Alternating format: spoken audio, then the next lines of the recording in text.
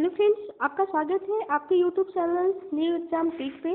मैं नेहा मैम आज आपको करेंट अफेयर्स के जो आज का करेंट अफेयर्स है अक्टूबर मंथ का सब इम्पोर्टेंट क्वेश्चन लेकर आई हूँ। अगर आप वीडियो के लास्ट तक बनते हैं तो आपका कोई भी एग्जाम होता है, अगर करेंट अफेयर्स के क्वेश्चन बनता है तो आपके एग्जाम में यहाँ से क्वेश्चन फंसना 100% तय है। तो आपके लोग वीडियो के लास्ट तक जरूर बने रहिएगा। वीडियो अच्छा लगे तो लाइक करिएगा, शेयर करिएगा, सब्सक्राइब करिएगा। तो हम देखते हैं जो पहला क्वेश्चन है, पहले क्वेश्चन की तरफ कि बोला कि एशिया पावर सूचकांक 2024 में भारत का कौन सा स्थान हासिल किया। तो अगर हम बात करें एशिया पावर सूचकांक में भारत ने कौन सा स्थान हासिल किया, तो ऑप्शन है पहला, तीसरा, दूसरा, चौथा। तो इसका जो आंसर हो जाएगा भारत ने कौन स्थान हासिल किया, तो स्थान हासिल किया वो कौन था, तीसरा। तो एशिया पावर सूचकांक में भारत का जो स्थान है वो कौन सा है, तीसरा। और देख लेते हैं पहला किसका स्थान है। तो देखिए बात करें जब पहला की बात एशिया पावर सूचकांक में, इसका पहला स्थान है अमेरिका का। और फिर आपके दूसरे स्थान पे, सॉरी यहाँ दूसरा होगा, यहाँ दूसरे स्थान पे कौन है, चीन है।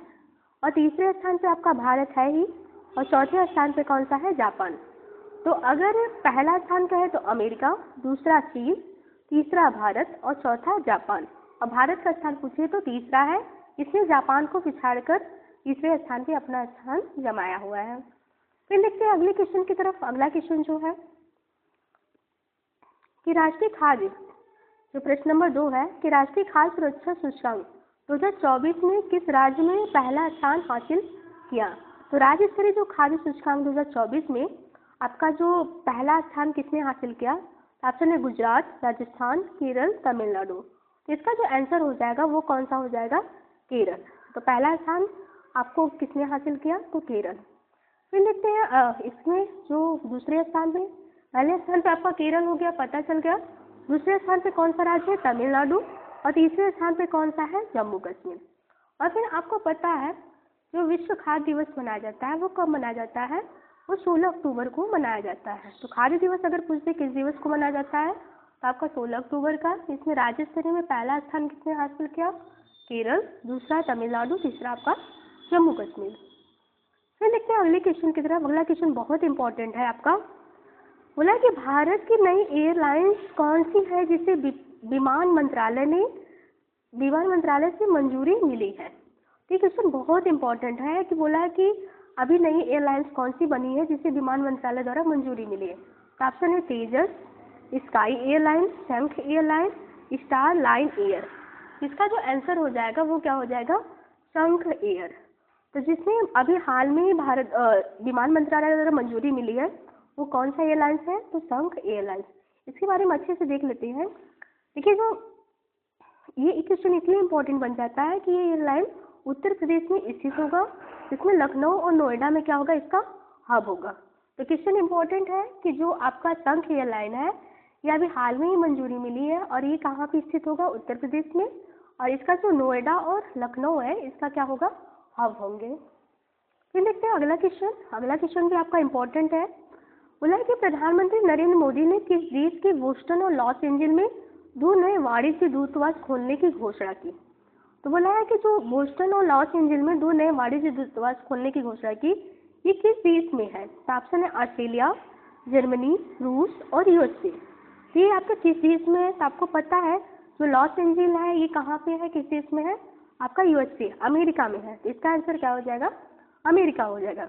तो हम देख लेते हैं जो वाणिज्य दूतावास होते हैं वो किसे कहते हैं। तो देखिए आपका वाणिज्य दूतावास की बात करें तो एक भवन जो अपने मेजबान देश में दूतावास की सहायता प्रदान करता है। तो अपने जो मेजबान देश होता है उसमें सहायता प्रदान के लिए एक वाणिज्य दूतावास बनाया जाता है। तो देखिए एक दूतावास होता है, एक वाणिज्य दूतावास। तो दूतावास जो कहते हैं वो अपने संबंधित मेजबान देश की राजधानी में स्थित होते हैं। मतलब जो दूतावास होता है वो अपने ही रिलेटेड जो संबंधित देश होते हैं उसके मेजबान देश में स्थित होते हैं। लेकिन जो वाणिज्य दूतावास होता है आमतौर पर प्रमुख शहरों में होता है। तो आपका दूतावास एक देश में होता है और वाणिज्य दूतावास जो होता है वो क्या होता है, प्रमुख शहरों में स्थित होते हैं। फिर देखते हैं अगले क्वेश्चन की तरफ। अगला क्वेश्चन भी इम्पोर्टेंट है। बोला है कि चर्चित नगर वन योजना किस मंत्रालय द्वारा शुरू की गई। एक योजना है नगर वन योजना, ये किस मंत्रालय द्वारा शुरू की गई। ऑप्शन है आवास और शहरी मंत्रालय, मामलों का मंत्रालय जो है, ग्रामीण विकास मंत्रालय, पर्यावरण, वन एवं जलवायु परिवर्तन मंत्रालय। फिर अगला है कपड़ा मंत्रालय। तो आपका जो चर्चित नगर वन योजना है, आपको पता है वन से याद कर लीजिएगा पर्यावरण, वन एवं जलवायु मंत्रालय।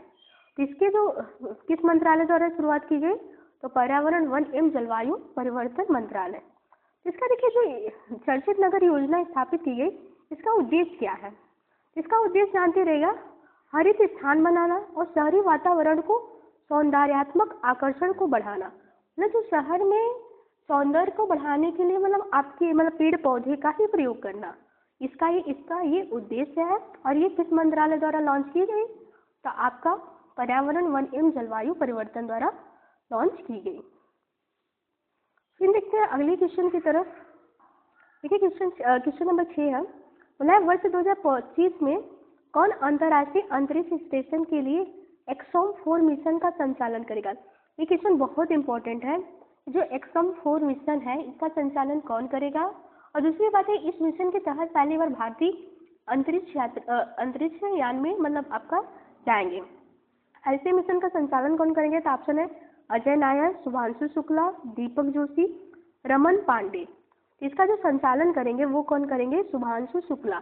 इसका आंसर क्या हो जाएगा, बी हो जाएगा। इसके बारे में हम देख लेते हैं एक्सॉम 4 के बारे में। बोला है कि इस मिशन के तहत अंतर्राष्ट्रीय अंतरिक्ष स्टेशन पर पहली बार कोई भारतीय एस्ट्रोनॉट पहुंचेगा। कोई भी पहली बार इस मिशन के तहत पहली बार कोई क्या पहुंचेगा, अंतरिक्ष यात्री इस स्टेशन पे पहुंचेगा। फिर बोला ये ऐतिहासिक मिशन अमेरिका के फ्लोरिडा कैनेडी स्पेस सेंटर से लॉन्च होगा। अगर पूछेगा ये जो मिशन है ये कहाँ से लॉन्च होगा, तो ये अमेरिका के फ्लोरिडा कैनेडी स्पेस सेंटर से क्या होगा, लॉन्च होगा। और पहली बार भारत के पहले मानव युक्त अंतरिक्ष मिशन गगनयान में 4 भारतीय यात्री जाएंगे। इसमें 4 गगन यात्री जो है 4 भारतीय यात्री जाएंगे, जिसमें आपके पहले प्रशांत बालकृष्ण नायर, दूसरे हैं अजित कृष्णन, तीसरे हैं अंगद प्रताप और चौथे हैं शुभांशु शुक्ला। लेकिन जो मेन संचालन करने वाले हैं वो शुभांशु शुक्ला, और ये चारों व्यक्ति इस मिशन के तहत आपके जाएंगे।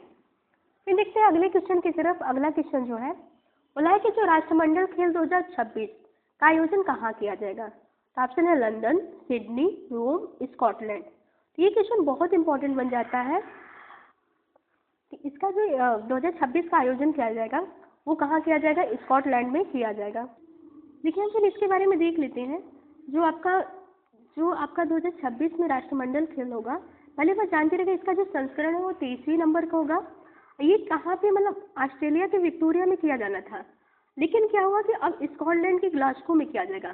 तो क्वेश्चन इसलिए बन जाता है कि ये पहले ऑस्ट्रेलिया के विक्टोरिया में प्रस्तावित था, लेकिन वहाँ के लोग खर्चा की वजह से ये वहाँ पे मना कर दिए खेल के लिए। तो अब कहाँ मनाया जाएगा, मतलब ये खेल कहाँ पे होगा, तो स्कॉटलैंड में होगा। फिर देखिए जो राष्ट्रमंडल खेल है इसकी शुरुआत कब हुई थी, 1930 में। पहली बार कहाँ पे, कनाडा, हैमिल्टन में। और जब ये शुरुआत हुई थी तो इसका नाम था ब्रिटिश अंपायर गेम। तो एक पहला गेम है जो आपके अंग्रेजों द्वारा शुरू की गई थी 1930 में, और इसका नाम क्या था, ब्रिटिश अंपायर गेम। लेकिन 1950 में इसका नाम बदल कर क्या रखा गया, राष्ट्रमंडल रखा गया। और भारत में इसका आयोजन 2010 में हुआ था, नई दिल्ली में पहली बार। और जो 2022 का हुआ था अगली बार राष्ट्रमंडल खेल, वो कहाँ पे हुआ था, इंग्लैंड, बर्मिंघम। तो आपका क्वेश्चन ये इंपॉर्टेंट बनता है कि जो 2026 का 23वां राष्ट्रमंडल खेल होगा वो कहाँ होगा, स्कॉटलैंड में। 22वां आपका बर्मिंघम में हुआ था। और फिर आपका ये स्कॉटलैंड में, इसके पहले 2014 में भी स्कॉटलैंड में एक बार राष्ट्रमंडल खेल हो चुका है।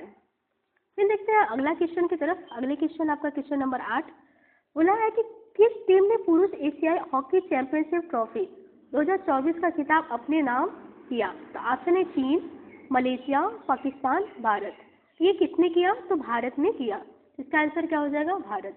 इसके बारे में भी हम अच्छे से देख लेते हैं कि बोला है कि जो एशिया हॉकी ट्रॉफी चैंपियनशिप का खिताब अगर बात करें तो इसके फाइनल में भारत ने चीन को हराकर चैंपियनशिप जीती। इसमें भारत ने जीता, किसको हरा के, चीन को हराकर। अगर इसका बात करें इसका आयोजन कहाँ पे हुआ था, तो चीन में हुआ था। इसमें अगर कोई कितने टीम ने भाग लिया था, तो 6 भाग लिए थे। और जो भारत जीता ये 5वीं बार विजेता बना है। तो चीन को हराकर भारत जीता, वो लगातार 5वीं बार जीता। इसकी शुरुआत 2011 में हुई थी और इसके जो आयोजन करता है वो कौन है? Asian hockey federation. और 2023 में आयोजन की बात करें तो ये चेन्नई भारत में हुआ था और ये आपका 2024 का कहाँ पे हुआ है? चीन में हुआ है। और विजेता कौन सी टीम है? आपकी भारत है।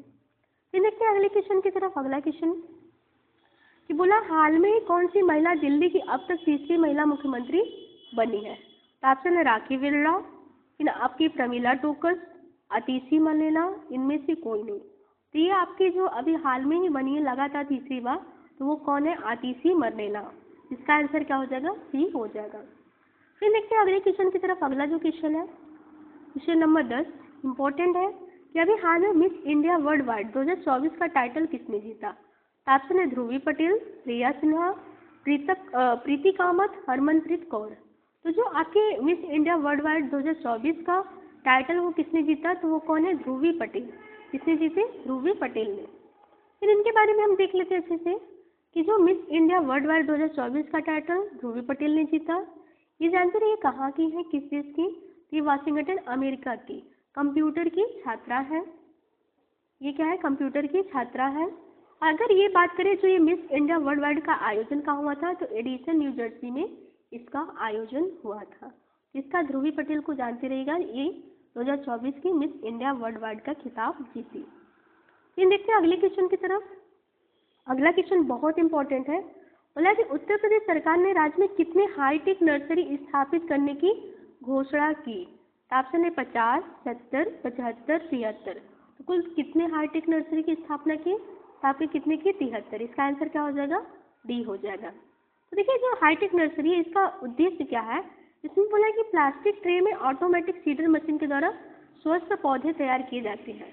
तो इस टेक्निकल के तहत क्या होता है कि जो प्लास्टिक ट्रे होता है उसमें सीड जो होते हैं सीडर मशीन के द्वारा एक अच्छे पौधे तैयार करना।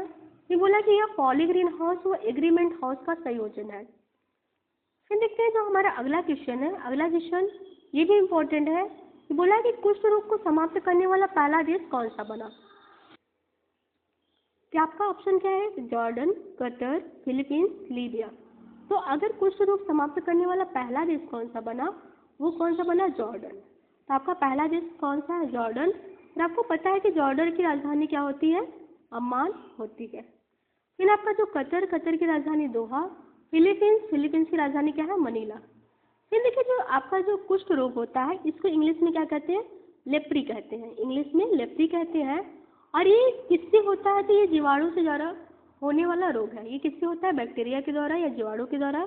और इसके जीवाणु का नाम क्या है? Mycobacterium leprae. इसको इंग्लिश में लेप्री कहते हैं और बैक्टीरिया से होता है, जिसे याद कर लीजिएगा माइकोबैक्टीरियम लेप्री। फिर देखते हैं अगले क्वेश्चन की तरफ। 13 नंबर क्वेश्चन कि बोला कि पूर्वोत्तर में किस राज्य ने उग्रवाद मुक्त करने की घोषणा की? कि पूर्व में ऐसा कौन सा राज्य है जिन्होंने उग्रवाद मुक्त होने की घोषणा की? तो ऑप्शन है मणिपुर, नागालैंड, मिजोरम, सिक्किम। तो आपका कौन सा राज्य है जो उग्रवाद मुक्त होने की घोषणा की? तो ये आपका कौन सा राज्य है? मणिपुर। फिर देखते हैं अगले क्वेश्चन की तरफ। अगला क्वेश्चन जो है कि मुख्यमंत्री मैया सम्मान योजना किस राज्य सरकार द्वारा शुरू किया गया? तो ऑप्शन है मणिपुर, नागालैंड, मिजोरम, झारखंड। तो ये आपका जो मुख्यमंत्री मैया सम्मान योजना है ये झारखंड सरकार द्वारा शुरू किया गया। इसमें आपकी महिलाओं की कुछ आर्थिक सहायता प्रदान की गई है। इसमें आपका बोला है कि मुख्यमंत्री मैया सम्मान योजना झारखंड सरकार द्वारा शुरू की गई। ये हर साल महिलाओं को 12,000 रुपये आर्थिक सहायता प्रदान की जाएगी। तो ये क्वेश्चन इंपॉर्टेंट है कि मैया सम्मान योजना किस राज्य सरकार ने स्टार्ट की? तो झारखंड राज्य सरकार ने। फिर अगला क्वेश्चन और लास्ट क्वेश्चन बहुत इंपॉर्टेंट क्वेश्चन है। बोला कि हाल ही में यामिनी कृष्णमूर्ति का निधन हो गया, वह किस शास्त्रीय नृत्य से संबंधित थी? ऑप्शन है भरतनाट्यम, कुचिपुड़ी, फिर ए बी दोनों और फिर कथक। तो आपको पता है कि तो आपका ये जो यामिनी कृष्णमूर्ति थे ये भरतनाट्यम और कुचिपुड़ी, मतलब ऑप्शन सी आपका सही हो जाएगा। भरतनाट्यम से संबंधित है, कुचिपुड़ी से भी संबंधित है। तो देखिए अगर बात करें जो भरतनाट्यम है ये किस राज्य का शास्त्रीय नृत्य है? तो ये आपका है तमिलनाडु का। किस राज्य का? तमिलनाडु का। फिर आपका कुचिपुड़ी की बात करें तो कुचिपुड़ी आपका किस राज्य का है? आंध्र प्रदेश का। किस राज्य का? आंध्र प्रदेश का। आपका कुचिपुड़ी आंध्र प्रदेश का है। और कथक जो है ये कथक आपके उत्तर प्रदेश का शास्त्रीय नृत्य है। फिर देखते हैं जो यामिनी कृष्णमूर्ति थी, ये किस राज्य से संबंधित थी, तो ये आपकी किस राज्य से थी, तमिलनाडु राज्य से थी।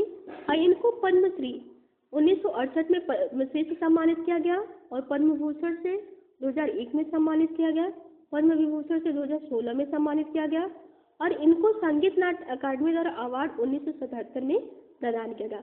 और इनकी एक आत्मकथा थी, उसका नाम क्या है, ए पैशन फॉर डांस। ये क्वेश्चन इंपॉर्टेंट बनता है कि उनकी आत्मकथा ए पैशन फॉर डांस, और इन्होंने शास्त्रीय नृत्य में विशेष योगदान दिया। और ये किस राज्य की थी, तमिलनाडु। और किस नृत्य से संबंधित थी, तो भरतनाट्यम और कुचिपुड़ी दोनों नृत्य से ये संबंधित थी। तो यहीं से आपका लास्ट क्वेश्चन खत्म होता है। आपको वीडियो अच्छा लगे लाइक करिएगा, शेयर करिएगा, सब्सक्राइब करिएगा। धन्यवाद।